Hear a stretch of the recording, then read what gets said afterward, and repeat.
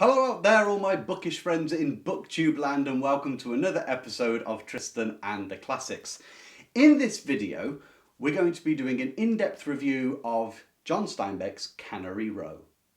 How is it possible that a book which discusses hobos and bums, dropouts, the lowly ones of society, prostitutes, thieves, liars, drunks, can be so nostalgic, almost utopian in its feel, and makes us somehow want to be where they are, part of their world? Well, I hope you've got your diving helmets on, because we're going deep. Just to say, because this is an in-depth review, there are going to be spoilers in this book. So if you like going into a book completely blind, then bookmark this video and come back to it later, because I think you'll appreciate it after reading Cannery Row. Or maybe you don't mind getting some background information and something to look for while you're going through a book to get more out of it, to extract the juice, as it were, from the book. Cannery Row itself was released in 1945, and since its release, it's had quite an interesting effect on literary critics. The question that's asked is exactly what motif was driving Steinbeck in writing this book. What was the message underneath it, or what was the inspiration even behind the book Cannery Row? For me, this surprised me that this was such a big deal, because it appeared to me to sort of jump off the pages, combined with the little that I know of John Steinbeck as a person. And yet, people have disputed it. And it goes to show that we often get out of a book something about ourselves. We often read into it unwittingly our own ideas, worldviews, and philosophies. However, can I say this at the beginning? The philosophy I believe that is in this is not one of my philosophies that I'm attached to. I'm really not. It's just that it seems so recognisable what was driving Steinbeck in this. Some people have analysed it from a Marxist perspective. This is very common in literature, but the danger there is always reading into a book rather than standing in the midst of a book and letting it explain itself to you. Others have said it's a war story or his war book, but there's no war inside Cannery Row. When it was released, he was actually accused of being a communist, because some thought that he was criticising the American dream and advocating for sort of a communistic setup. I don't know where they got that from, but then it was the age of Reds under the beds. And some do look at the American dream through Steinbeck. That's probably one of the most popular ways of analysing this. But I'm going to talk to you about something totally different that I believe Steinbeck was motivated by and was exploring. And if you're studying this at high school or at college, you may want to save this, even share it with a friend or even your teacher to see what they think about a different angle on this. Because in fact, when studying it, there's only one person I found, a man called Peter Liska, who actually took this angle as well. And I really think this is what the book's about. So, before we get into that, let's just recap the plot of Cannery Row. Cannery Row gives us a whole host of little characters all living in Cannery Row, Monterey, California. They live in the alleyways and in the empty plots and the ramshackle jumble of stuff that exists amongst the cannery factories in that area, in that row, which you can visit today. On the face of it, there's not much of a plot to the book. Ostensibly, it's about the community holding a party for a character called Doc. You would say he's the main character of the book. And that party goes horribly wrong. In fact, when he gets home, he finds his door hanging off its frame, smashed glass. There's a fire been started at his place of work and his home. And so they want to make amends, and they do it by holding another party. And this time it all works out well, and we conclude by seeing Doc washing up the plates and crockery afterwards. Between this loose thread of a story about the party, there is just a disparate array of insignificant characters, of people just going about living ordinary lives, but unordinary in many respects, because we're talking the lower section of society. The bums, the dropouts, the thieves, the prostitutes, the liars, the drunks. It's their story. And yet, as I said at the beginning, you're drawn into that world and you sense have they got something right in life? And you can't help but recognise this, that perhaps they are happier than most people are in living the normal dream of setting up a family, having a good job, making enough money, ensuring yourself against all possible calamities, and enjoying luxuries of life, maybe power, maybe fame. And yet people pursue that and they're still not happy. In here, we find that maybe happiness has been lurking in the back alleyways, in the slums, under the boardwalks, in the empty lots between industrial factories. Now, how remarkable is that? And it actually wakens up something in us, which is the yearning for contentment and happiness, which we notice when we see it. But it may be in the most obscure places. So what's the message that underpins it all? Well, if you've got your book, I encourage you to follow along. Open it up at chapter 4. In chapter 4 of the book, we're introduced to this mystical character. He's a Chinaman. We don't know his name. He goes to the beach in the morning with his bucket and he collects some stuff, and no one knows what he actually does. And at about 5:30, just as dusk is dropping, he comes back and walks through Cannery Row, through the alleyways and the plots. People see him, but no one talks to him, and he talks to no one. In chapter 4, we have this little account of the Chinaman walking along. He's got a straw hat, he wears some denim, and he's got heavy boots, one of which has got half of its sole sort of hanging off, and it just flaps as he walks. And a group of boys see him. Now, most of them are scared, but there's a new boy called Andy, who feels he is obliged to show his bravery by shouting after the Chinaman and singing this racial little ditty about him. When he does this, look at what happens in the 4th paragraph of the chapter. It says, "The old man stopped and turned. Andy stopped. The deep brown eyes looked at Andy and the thin corded lips moved. What happened then, Andy was never able either to explain or to forget, for the eyes spread out until there was no Chinaman. And then it was one eye, one huge brown eye as big as a church door. Andy looked through the shiny, transparent brown door, and through it he saw a lonely countryside, flat for miles but ending against a row of fantastic mountains shaped like cows and dogs' heads and tents and mushrooms. There was low, coarse grass on the plain, and here and there a little mound, and a small animal like a woodchuck sat on each mound.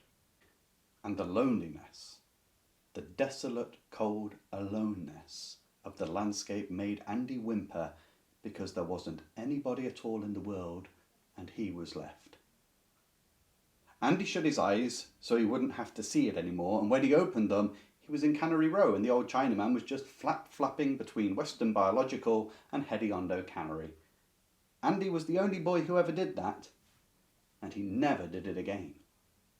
But what on earth is that supposed to mean? That Andy looked at this Chinaman who turned into one big eye like a church door, and through it he saw this vast wilderness, really, with little mounds, all isolated from each other, and atop each mound like a woodchuck standing there. What does that mean? Well, we're going to tie it together with another chapter, and that's chapter 2. This is where the idea behind this book becomes quite clear, right early on. We've been introduced to a man called Chong, who runs the hardware store. He's a Chinese man, and this is such a significant feature, that you have two Chinese men here. In 1945, yes, China had been America's ally in the world, but because of Japan, and obviously the animosity between the two countries, views of the Orient and old Eastern traditions and philosophies and religions were frowned upon, looked down upon as just pathetic by the West, especially by America. So to pick two Chinese men to put into your novel, it doesn't seem to make sense with the climate of the day, the reading climate. But it's no accident that it's Chinese men. And we see why. Speaking of Chong, there's a sentence in the first paragraph, and it says, Li Chong is more than a Chinese grocer. He must be. Perhaps he is evil, balanced and held suspended by good, an Asiatic planet held to its orbit by the pull of Lao Tzu, and held away from Lao Tzu by the centrifugality of abacus and cash register. We're introduced to Li Chong in relation to Lao Tzu. And this immediately struck me, because Lao Tzu is reputed to be the philosopher who is behind Taoism, the way of the Tao.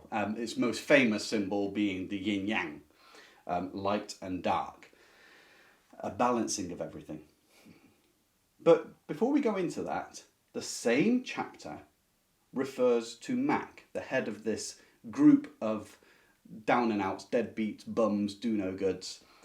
It says here in the second paragraph of the chapter, Mac and the boys too, spinning in their orbits, so they are linked to Lao Tzu as well, this planet spinning about Lao Tzu.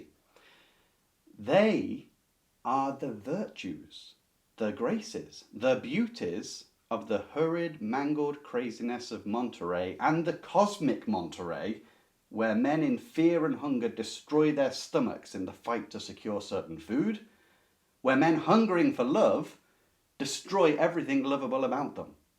Mac and the boys are the beauties, the virtues, the graces. In the world ruled by tigers with ulcers, rutted by strictured bulls, scavenged by blind jackals, Mac and the boys dine delicately with the tigers, fondle the frantic heifers, and wrap up the crumbs to feed the seagulls of Cannery Row.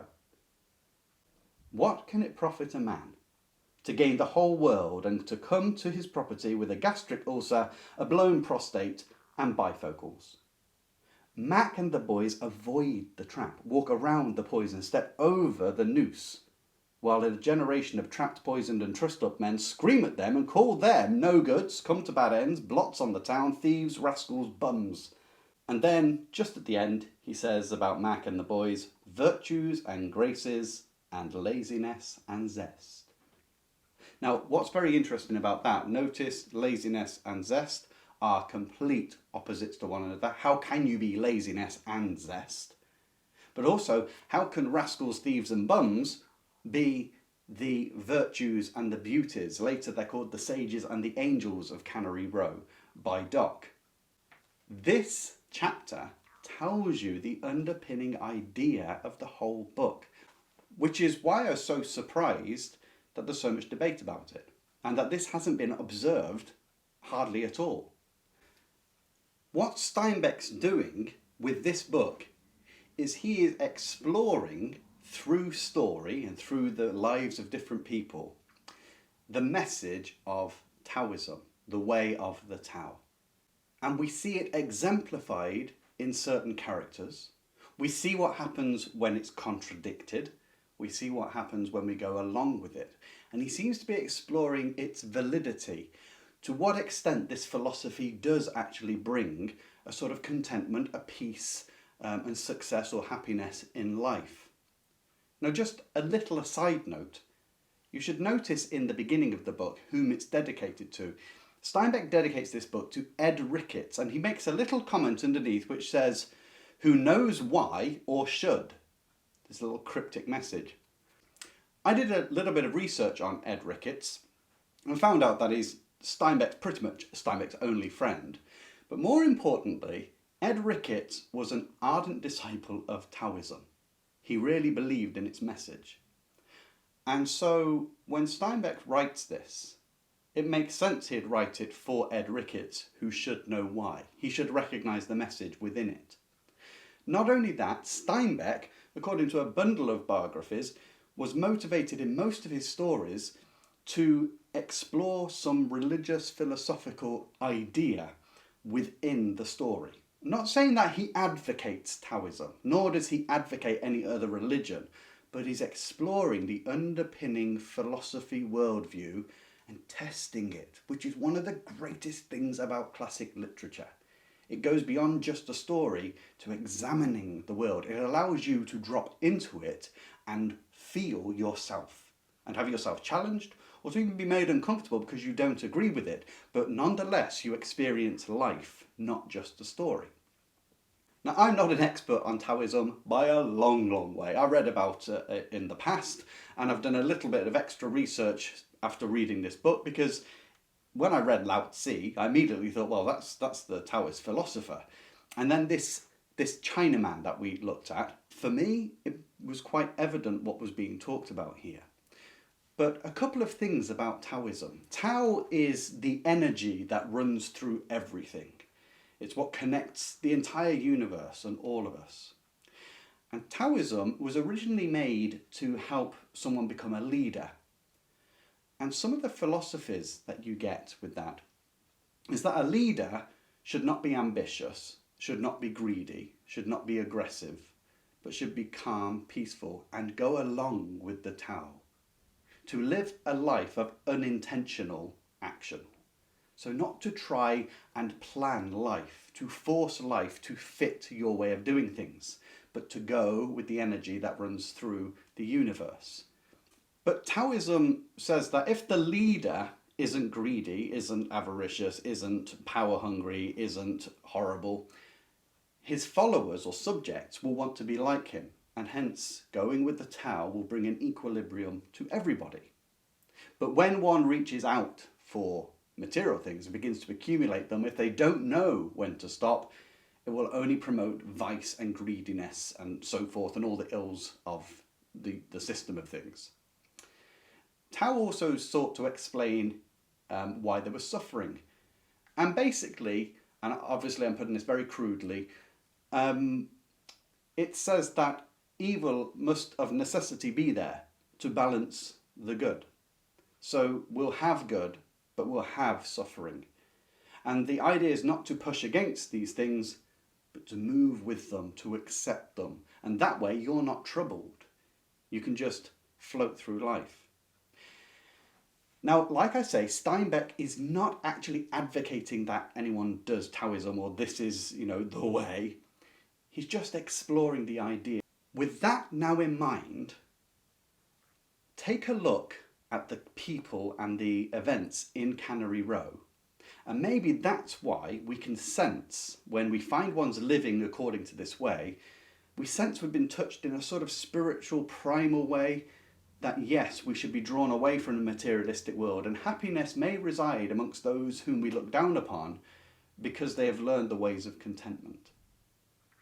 So going back to that Chinaman who Andy looked at, and he became one big eye, and Andy looked through and saw that wilderness, just this vast flat plain with little mounds and individual woodchucks.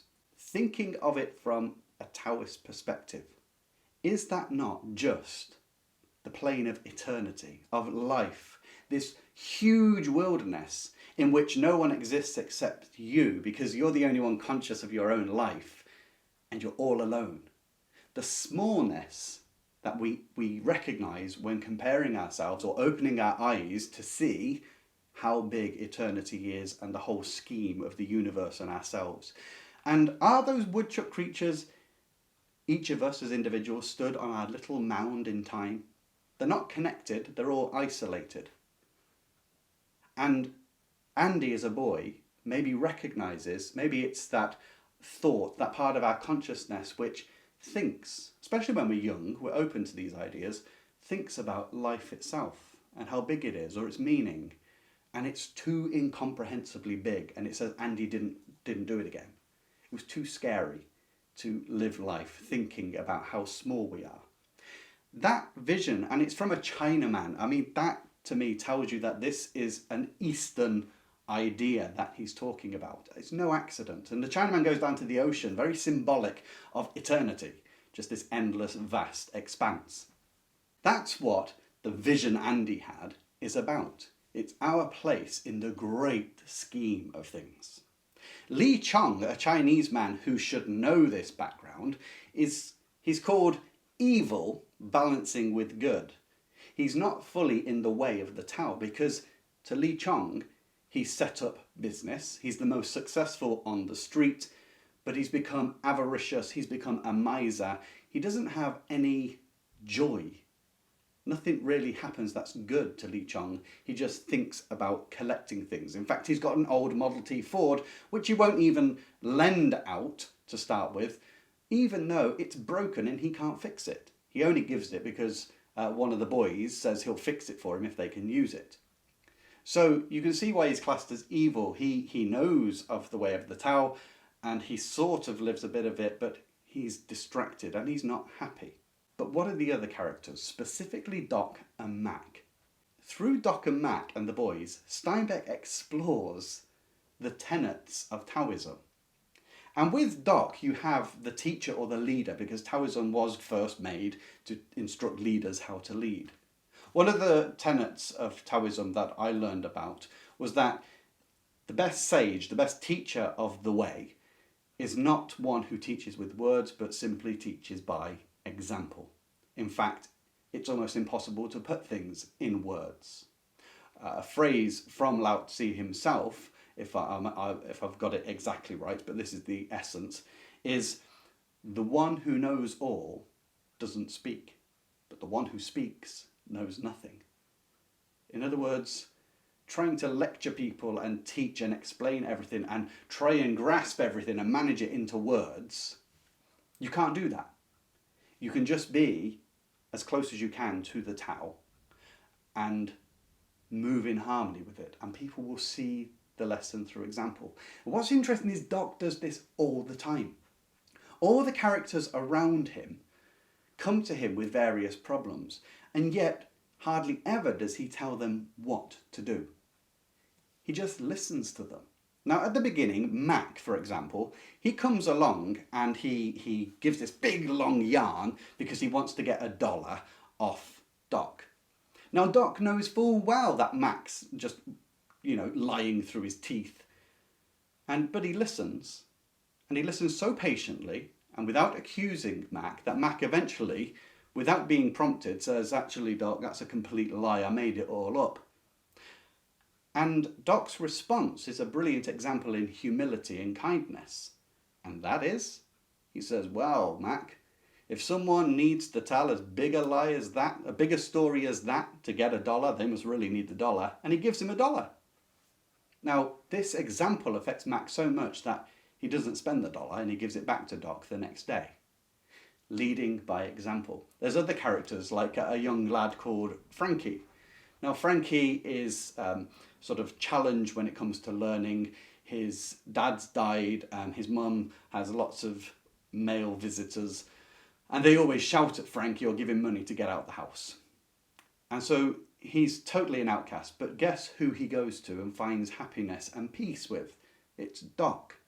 Doc just lets Frankie talk. Frankie asks questions that he knows the answers to because he just wants to talk and hear somebody. Or he'll ask questions that he can't understand the answers to and then ask them again a few days later. But Doc never criticises him. He just listens to him. In fact, he gives him things to do to give him worth, to help him exist and to find a place. Doc is very much the example of the teacher in the way of the Tao. The ideal way of teaching, through example. And he's humble as well. And this is critical. Humility is critical because it's the very antithesis of reaching out for fame, for prominence, greed, riches, miserliness, or aggression towards others and proudness. All these things that bring negativity. In Taoism, there is an idea to be like water. Water is both hard and soft. It's this sort of paradoxical thing. And Taoism has this paradox thing going on all the time, where you are supposed to be wise but ignorant, hard yet soft. Laziness and zest is what it was said about the boys in their orbit around Lao Tzu or Taoism.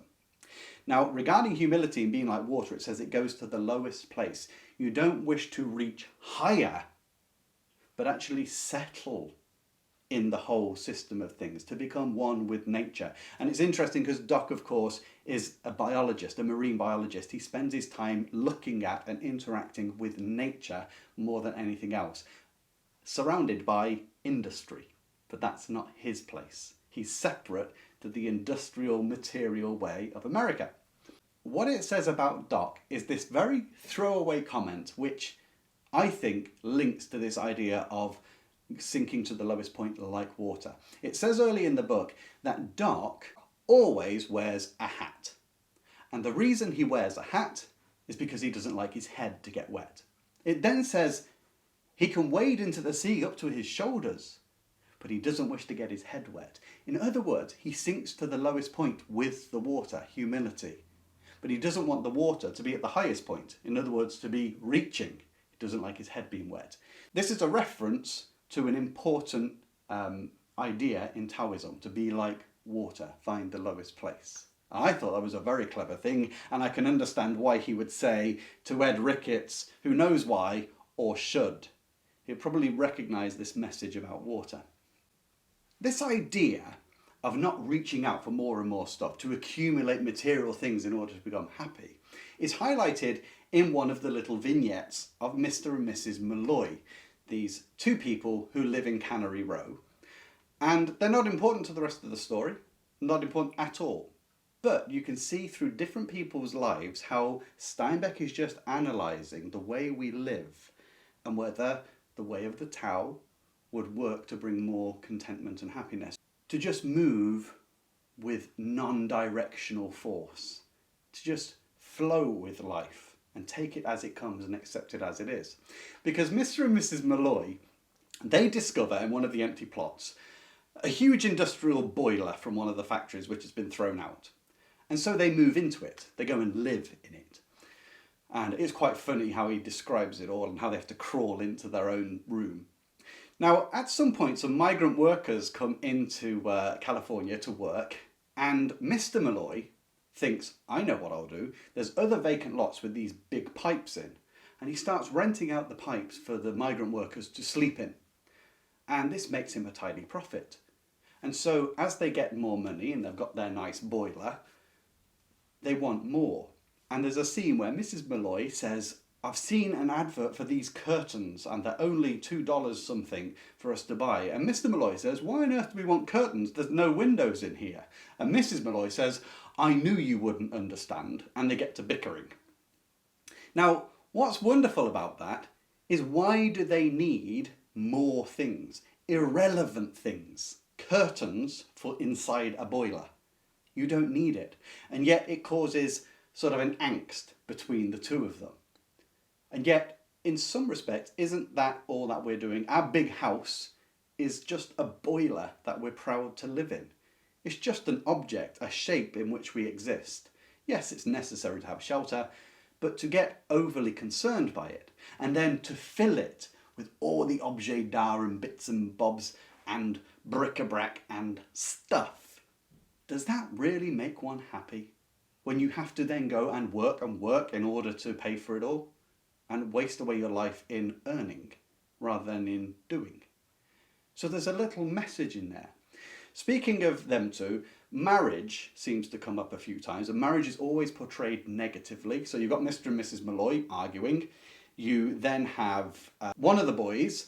Everyone in the town knows that his wife beats him up and he always runs away from her, but then goes back, and it always comes to clashes again. A painter called Henri, who we'll come back to soon, he lives on a boat with no toilet. He wants to have a girlfriend. Girls come to him, but they only stay about 6 months because not living with a toilet and in a cramped space, they sort of give up because that's not what they want, but it's exactly what Henri wants. So again, marriage is sort of seen as this construct that's been formed to squeeze a happy life together, and it's being explored. Is it necessary for happiness? Although, I must say here, Steinbeck himself had an unhappy marriage and ended up in divorce, and I do sense a little bit of Steinbeck injecting himself into this philosophy rather than letting it speak for itself. However, it's still an interesting idea. But who are Mac and the boys when we come at this book from an inspiration of working with life, just going with the flow? Undirected action. Despite being the dropouts in society, despite being unemployed, despite being drunks, despite having no set direction in life, you have to say when you read the book that Mac and his friends are the happiest ones in the book.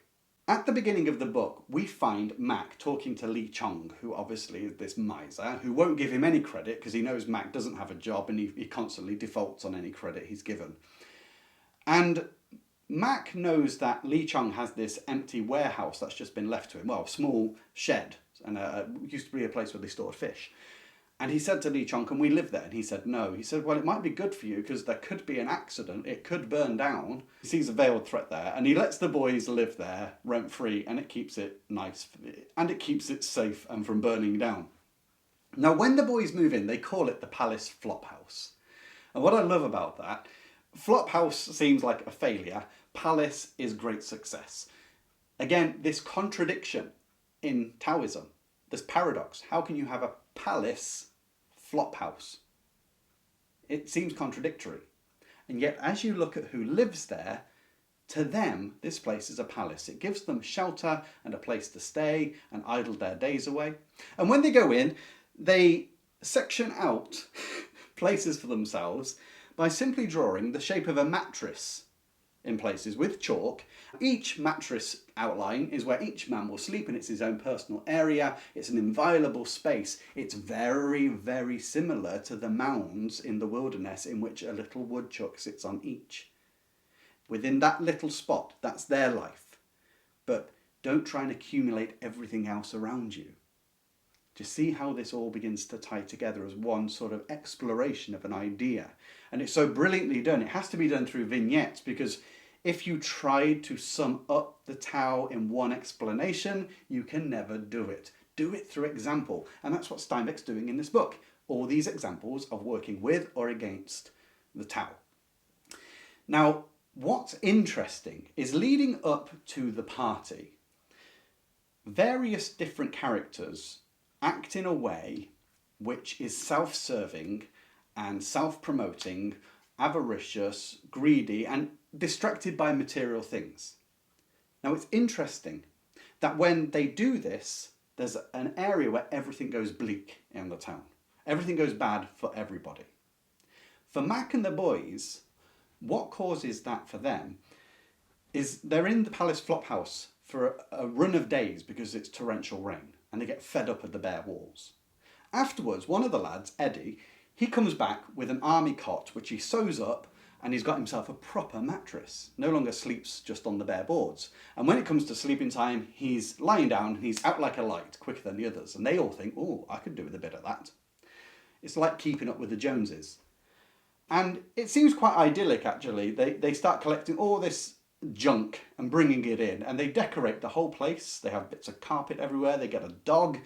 But they collect all this stuff. And it actually says about them that they began to look down on those who didn't have a place to stay. Now, that's not like Mac and the boys. They actually live each day as it comes.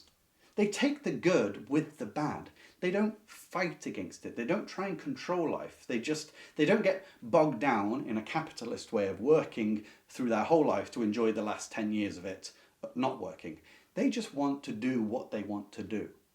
And you sense that they're really happy. But when they start accumulating and don't know when to stop, then they develop pride. Then they develop a negative view of others. And all this coincides with the party, which is one massive metaphor of unintentional action. When Mac makes the party, he wants it to be perfect for Doc. So he says, we're going to need some money. So they go to do some work. So they go and make money, and they plan the party, and they want this cake, and they try and get everyone involved. And it's all done with good motive. The problem with trying to organise a party, and this is where it becomes a parable, is brilliantly brought out in one paragraph later on in the book, after the first party has failed. And they're just going to go and do the second party. It's in chapter 30, opening paragraph, if you want to look at it yourself. And it says there, the nature of parties has been imperfectly studied. It is, however, generally understood that a party has a pathology, that it is a kind of an individual, and that it is likely to be a very perverse individual. And it's also generally understood that a party hardly ever goes the way it is planned or intended. This last, of course, excludes those dismal slave parties whipped and controlled and dominated, given by ogreish professional hostesses. These are not parties at all, but acts and demonstrations about as spontaneous as peristalsis and as interesting as its end product. That's phenomenal. Do you get the point of what Steinbeck's saying here about parties? Parties are imperfectly understood. People throw parties, people go to parties, but who studies them? Parties are like an individual, it says. Individuals are very unstudied. We may learn an awful lot about science and the material world, about economics, about the weather, but how to live? Well, most individuals, has that been studied in such a way that humans have come up with an answer of the ideal way of living? Do people think about it? Or are they like Andy, when they see the vast scope of life, they shut their eyes again, they never want to look. Like parties, individuals become perverse. The way they go about their life is unnatural. In fact, he says it's tried to be whipped into shape, dominated, formed, controlled. And then it becomes about as spontaneous as peristalsis. Well, peristalsis is when the cilia in the gut, they all move in the same way constantly. So in other words, no spontaneity at all. And the outcome of these parties that are controlled and forced and tried to be managed, the outcome is the same as peristalsis, which is excrement. Do you see the message Steinbeck is giving? The first party, Mac and the boys, stepped away from this unintentional way of living, this just go with the flow, this just, we are part of life, we'll go where the winds take us. And they have contentment and peace. As soon as they try to control matters, it goes horribly wrong. When they get greedy, and they start getting proud of the Flophouse with all their bits of junk, in other words, copying all of Western society, because no matter how expensive the stuff we buy, it's all refuse at the end of the day. Remember at the beginning, it said, what benefit is it if a man gains all the world and comes to his property with stomach ulcers, a blown prostate and bifocals? So as we said, as Mac and the boys began grasping, things went wrong and everyone else was doing something against the Tao, trying to direct their life, trying to gain more, and the first party is a disaster. And their leader, Doc, comes back and is just disappointed. In fact, Doc loses it, he punches Mac and knocks one of his teeth out. But there you go, that's the good with the bad, the yin and the yang. When they throw a party without planning, it's a success. And it's one that everyone enjoys. And at the end of the party, they listen to some music and visitors come. I think there's even people who they don't know just turn up. This spontaneity. And the people who turn up are quiet and they listen to these last two pieces of music. And then Doc recites a poem. And it makes people cry. It has a deep, profound effect on them. And it's almost like Steinbeck is exploring this idea, if you just go with the flow, you become in tune with the music of life. There's an instance where he travels away to collect something from another beach near San Francisco, and he sees a girl's body just floating in the water, and this high-pitched music comes up. It's like he's enveloped by the sense of eternity, life and death. And this music keeps coming out from around Doc. Whenever he's alone at night or he's got a girl around, you just hear this beautiful cantanas coming out of the window, these fugues that he plays on his record player. There's a lot of symbolism and meaning all clustered around this. And Doc almost epitomises everything. I'm going to come back to Doc to finish off this sort of examination of Cannery Row. But before we do, I just want to take a look at the character Henri and this strange chapter about the gopher. This video would just be too long if I went through every individual, but with this idea in mind, maybe the characters that resonate with you or the events that you see, try and look at it from this perspective that I believe Steinbeck was examining, this way of unintentional direction in life, of going with the Tao, being one with the energy of the world, accepting things as they are, taking in the contradictions. Henri is this guy. He's an artist. What's interesting about him, he goes through different stages of art, like all artists do. But that's quite significant. He has the chicken feather stage, where he uses chicken feathers to paint things. And it sounds absurd, but it's typical of us in life, constantly looking for meaning, because art is one of the elements of finding meaning in life, to explore what's underneath nature, what is aesthetics, what makes life beautiful. So Henri sort of pictures this. On top of his art, Henri is working on building his own boat. And in chapter 22, in the second paragraph, it says this about the boat he's building. The boat was sculptured rather than built. It was 35 feet long and its lines were in a constant state of flux. For a while it had a clipper bow and a fantail like a destroyer. Another time it had looked vaguely like a caravel. Since Henri had no money, it sometimes took him months to find a plank or a piece of iron or a dozen brass screws. That was the way he wanted it, for Henri never wanted to finish his boat.